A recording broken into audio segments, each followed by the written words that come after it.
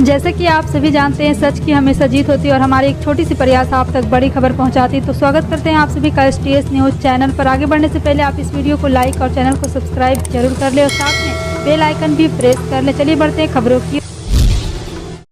बता दें, राजस्थान में अगले कुछ महीने में विधानसभा चुनाव होने वाले हैं। इसको लेकर बीजेपी और कांग्रेस इन क्षेत्रों में वोटरों को रिझाने के लिए प्रयास कर रही है। बीजेपी की बात करें तो पीएम नरेंद्र मोदी, गृह मंत्री अमित शाह समेत अन्य केंद्रीय नेताओं ने प्रदेश का दौरा शुरू कर दिया। वहीं अब कांग्रेस में भी केंद्रीय नेताओं की एंट्री होने वाली है। 9 अगस्त को अंतर्राष्ट्रीय आदिवासी दिवस पर राहुल गांधी कांग्रेस के चुनाव अभियान का शंखनाद करने राजस्थान आ रहे। राहुल गांधी के साथ में कांग्रेस के राष्ट्रीय अध्यक्ष मल्लिकार्जुन खड़गे भी आएंगे। बहुजन समाज पार्टी सुप्रीमो मायावती ने अगले साल होने वाले लोकसभा चुनाव को लेकर अपने पत्ते अभी भले ही नाच खोले हों, लेकिन तैयारी में पूरी तरह से जुट गई है। मिशन 2024 मद्देनजर मायावती ने वेस्ट यूपी में संगठन में फिर बदलाव कर दिया है। नई व्यवस्था के तहत अब 2 मंडलों का एक सेक्टर बनाया गया है। तो बदलाव की जानकारी शुक्रवार को पार्टी पदाधिकारी के पास पहुंची है। किसको क्या दायित्व दिया गया उसके प्रति दी गई है। तमिलनाडु में कृष्णागिरी जिले में एक पटाखा फैक्ट्री में विस्फोट से 3 महिलाओं सहित 8 लोगों की शनिवार को मौत हो गई। इस पर केंद्रीय गृह मंत्री अमित शाह और प्रधानमंत्री नरेंद्र मोदी दुख जताया है और पीएम नरेंद्र मोदी ने मुआवजे की भी घोषणा की है। अमित शाह ने ट्वीट कर कहा कि कृष्णागिरी में एक पटाखा फैक्ट्री की दुर्घटना दुखद है। मैं मृतकों के परिवार के सदस्यों के प्रति अपनी गहरी संवेदना व्यक्त करता हूँ।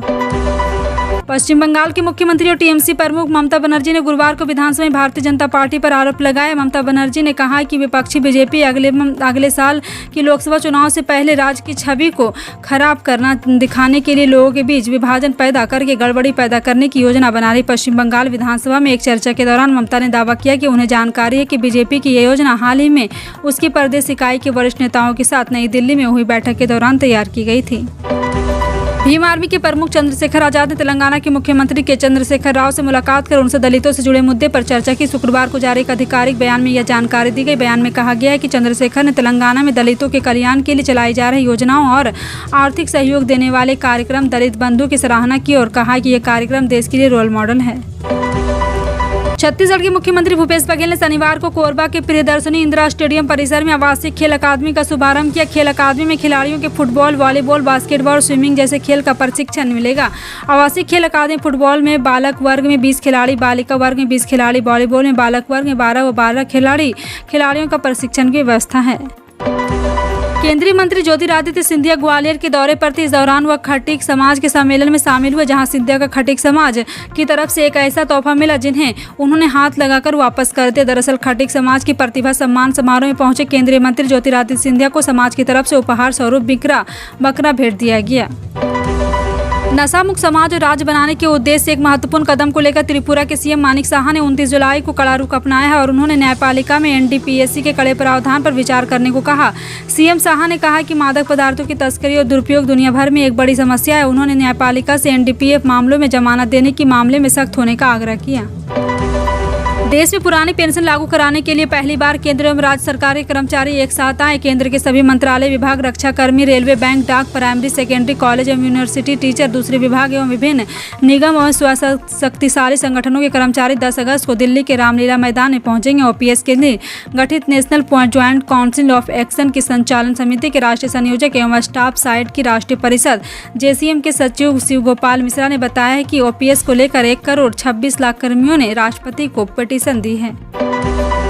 चंद्रयान 3 की सफल लॉन्चिंग के बाद अब इसरो एक कीर्तिमान स्थापित करने जा रहा है। बड़ी बात यह है कि 30 जुलाई 2023 की सुबह 6:30 बजे इसरो 7 सैटेलाइट लॉन्च करेगा। वहीं सभी सैटेलाइट की लॉन्चिंग श्रीहरिकोटा के सतीश धवन अंतरिक्ष केंद्र के लॉन्च पैड 1 से होगी और उपग्रहों को अंतरिक्ष में पहुंचाने के लिए PSLV 5-6 रॉकेट का इस्तेमाल किया जाएगा।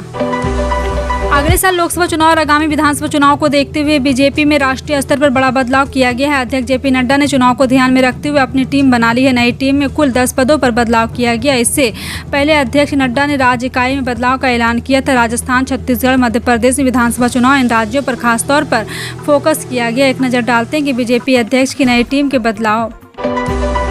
पश्चिम बंगाल के पूर्व मुख्यमंत्री बुद्धदेव भट्टाचार्य को सांस की समस्या के चलते अस्पताल में भर्ती कराया गया। शनिवार की दोपहर सांस लेने में दिक्कत के कारण उनकी शारीरिक परेशानी अचानक बढ़ गई। उन्होंने कोलकाता व वुडलैंड अस्पताल के ICU में भर्ती कराए गए हैं। जब कोई व्यक्ति हॉस्टल में रेंट या किसी पेइंग गेस्ट अकोमोडेशन के एक पेमेंट करता है तब उसे 12% की दर से जीएसटी देना पड़ता है। यह कहना है कर्नाटक में GST authority for advance ruling का। दरअसल 2 अलग अलग मामलों की सुनवाई करते हुए जीएसटी एआर ने यह फैसला सुनाया है। राष्ट्रीय अध्यक्ष बनने के बाद मल्लिकार्जुन खड़गे कांग्रेस के लिए उपयोगी साबित हुए। 3 प्रमुख प्रदेश में से 2 में कांग्रेस की जीत में खड़गे की भूमिका अहम कही जाती है। कर्नाटक और हिमाचल प्रदेश में कांग्रेस की अप्रत्याशित जीत खड़गे को राष्ट्रीय अध्यक्ष बनाने के बाद मिली है। ऐसे में कहा जा रहा है कि कांग्रेस अध्यक्ष की दलितों में बढ़ रही लोकप्रियता पार्टी के लिए विधानसभा चुनाव ही नहीं बल्कि आगामी लोकसभा चुनाव में भी वारदात साबित होने वाली है। महाराष्ट्र के अमरावती जिले के राजकोट पुलिस ने भीड़े के खिलाफ भारतीय दंड संहिता की धारा 153A निवास भाषा आदि के आधार पर विभिन्न समूह के बीच शत्रुता को बढ़ावा देना सद्भाव बिगाड़ने के तहत मामला दर्ज किया गया। महाराष्ट्र के अमरावती जिले की पुलिस को महात्मा गांधी पर कथित अपमानजनक टिप्पणी को लेकर दक्षिणापंथी कार्यकर्ता संभाजी भिड़े के खिलाफ शनिवार को मामला दर्ज किया गया। उत्तर प्रदेश नर्सरी से 12वीं तक के स्कूलों की होने वाली मुहर्रम की छुट्टी रद्द कर दी गई है। जी हां, आपको बता दें कि इसके लिए महानिदेशक स्कूल शिक्षा एवं राज्य परियोजना निदेशक कार्यालय के सभी जिला के अधिकारियों को पत्र जारी कर दिया।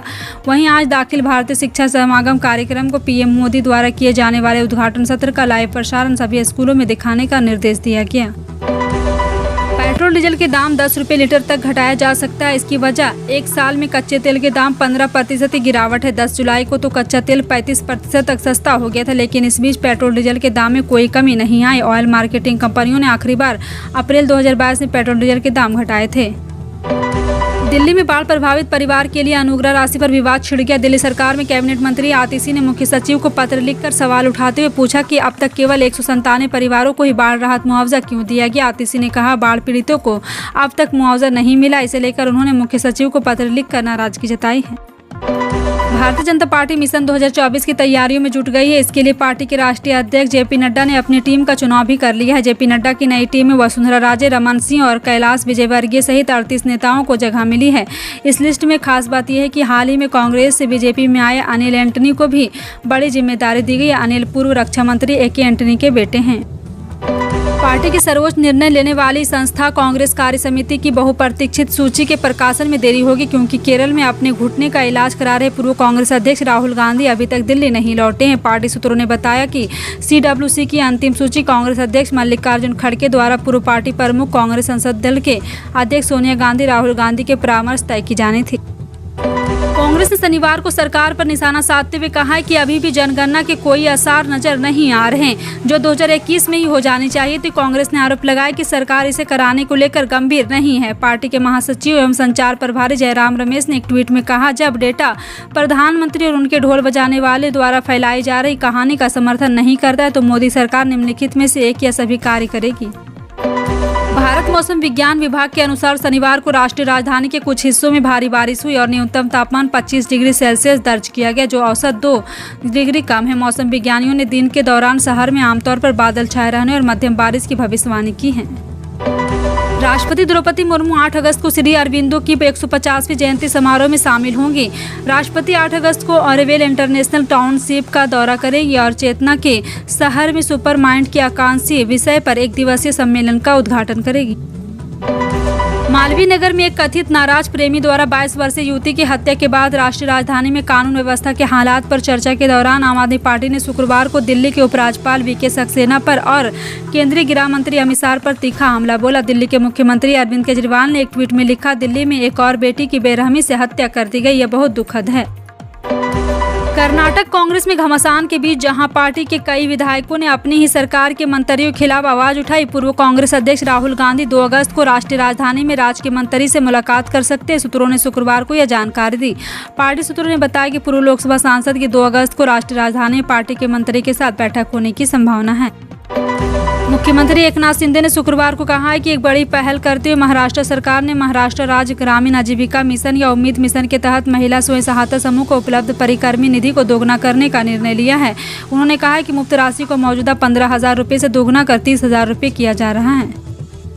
पश्चिम बंगाल के नेता प्रतिपक्ष शुभेंदु अधिकारी ने शुक्रवार को आरोप लगाया कि राज्य सरकार ने इंडियन पॉलिटिकल एक्शन कमेटी के संस्थापक प्रशांत किशोर को अवैध रूप से 512 करोड़ रुपए का टेंडर IPC 1 को 2021 पश्चिम बंगाल विधानसभा चुनाव के लिए तृणमूल कांग्रेस के अभियान कार्यक्रम की रणनीति बनाने के लिए नियुक्त किया गया था। मणिपुर में महिलाओं को निर्वस्त्र कर घुमाने के मामले में सीबीआई ने एफआईआर दर्ज कर अपनी जांच शुरू कर दी। केंद्र सरकार ने इस घटना की जांच सीबीआई से कराने की बात कही थी। बता दें कि घटना 4 मई की बताई जा रही। घटना के 2 महीने बाद 19 जुलाई को इस बार घटना का वीडियो वायरल हुआ था। इस मामले में अब तक मणिपुर पुलिस 8 आरोपियों को गिरफ्तार कर चुकी है। यह वीडियो जिस आरोपी ने बनाया है, पुलिस उसे भी गिरफ्तार कर चुकी है। भारतीय सराफा बाजार में शनिवार को सोने और चांदी की कीमत में स्थिरता नजर आई। जहां सुबह करीब 7:30 बजे सराफा बाजार हर निशाने पर खुला और सुबह तक सोने की कीमत 10 ग्राम 59,700 रुपये देखने को मिली, जबकि चांदी के दाम प्रति किलोग्राम का 74,230 रुपये दर्ज किया गया। वहीं अगर 22 कैरेट वाले सोने की बात करें तो 54,725 रुपये प्रति 10 ग्राम के रेट देखने को मिले, जबकि 24 कैरेट सोने की कीमत 59,700 प्रति 10 ग्राम दर्ज किया गया है।